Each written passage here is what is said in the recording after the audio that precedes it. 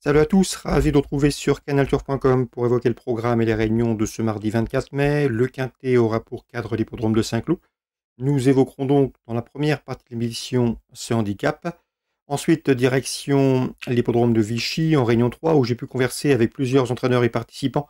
Je pense notamment à Cyril Bunier ou encore Jonathan Quoc. Nous parlerons également de la réunion 4 sur l'hippodrome de Paris-Vincennes où j'ai ciblé les premières et huitièmes courses de la Réunion. Sachez également qu'il vous est possible de liker, de partager ce programme, et ce gratuitement via nos différents supports sociaux, Facebook, Twitter, vous en avez désormais l'habitude. Concernant ce quintet, prix des Coteaux de Seine, disputé à Saint-Cloud, j'aime beaucoup le numéro 8 et s'est transformé. Il avait remporté le Quintet Plus prix Teddy courant mars sur ce tracé. Ensuite, il a été pénalisé au poids et malgré 6 livres de surcharge encourus, il a confirmé en prenant la deuxième place d'un autre événement à Paris-Longchamp. Le 7, Oasiskov conduira à l'opposition. J'ai bien aimé sa fin de course. Elle a bien fini en effet à l'occasion de sa 6e place enregistrée dans un quintet. En début de mois, confirmation attendue. Le 6, Millfield n'est plus à présenter à ce niveau. Il a maintenant 9 ans. Il va participer à son 47e quintet. Un cheval qui compte 3 victoires et 21 places donc en 46 quintets courus. C'est un cheval qui devrait une nouvelle fois fournir sa pleine mesure, d'autant qu'il se plaît à Saint-Cloud et qu'il a de très bonnes stats sur le parcours proposé. Le numéro 10, Al Oula, n'a encore jamais gagné de quintet, mais il y compte 3 places en 5 prestations. Sa 4e place dans l'un des quintets références, le prix de l'Orangerie, plaide également en sa faveur.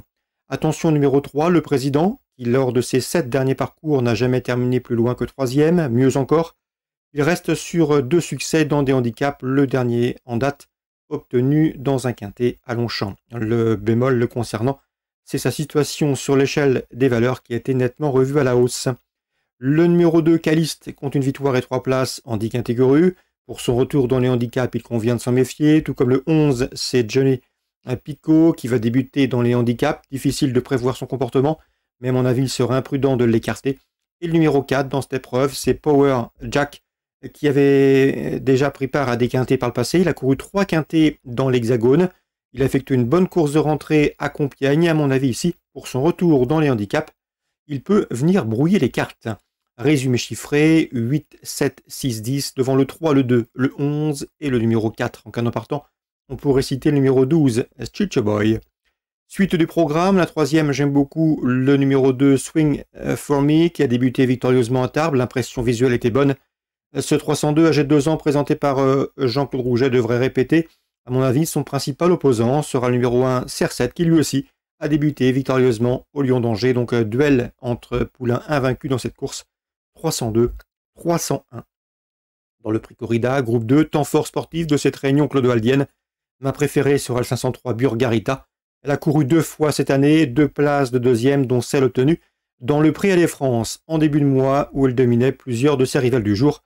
J'en escompte donc ici une victoire, le 503 Burgarita. Vichy, Réunion 3, dans la 2e, sachez que j'ai pu m'entretenir avec Cyril Bunier, il est très confiant avec le 212 Joe Dudon. Joe Dudon, c'est 2 courses de victoire. À la question de savoir si le cheval avait des défauts, Cyril Bunier a répondu par la négative. Aucun défaut, cheval pratique, maniable, qu'il a de la vitesse, qu'il a de la tenue. Il va gauche comme à droite et dans ce lot, il en escompte une nouvelle fois un très bon comportement. Il vise une nouvelle victoire, le 212 Joe Dudon. Concernant maintenant l'opposition dans cette 2e, Jonathan Quoc n'est pas négatif avec le 7 Jaggerman qui progresse psychologiquement. Il était compliqué en début de carrière, mais le cheval évolue bien. Dernièrement, Vincennes au Sous-la-Selle, c'était pas mal du tout. Et pour son retour au sulky et pour son retour dans le centre-est, le cheval devrait pouvoir terminer sur le podium. 212, 207, mes 2 préférés. Pour les trios, pourquoi pas envisager le numéro 8, Jerry Quick. S'il est sage, il peut les accompagner. Et le numéro 6 également, dans cette épreuve, c'est Juster Le Foll qui était réprochable depuis ses débuts. Bref, dans la 2e, on peut partir sur des couplets ou des trios avec le 212, le 207, le 208 et le 206.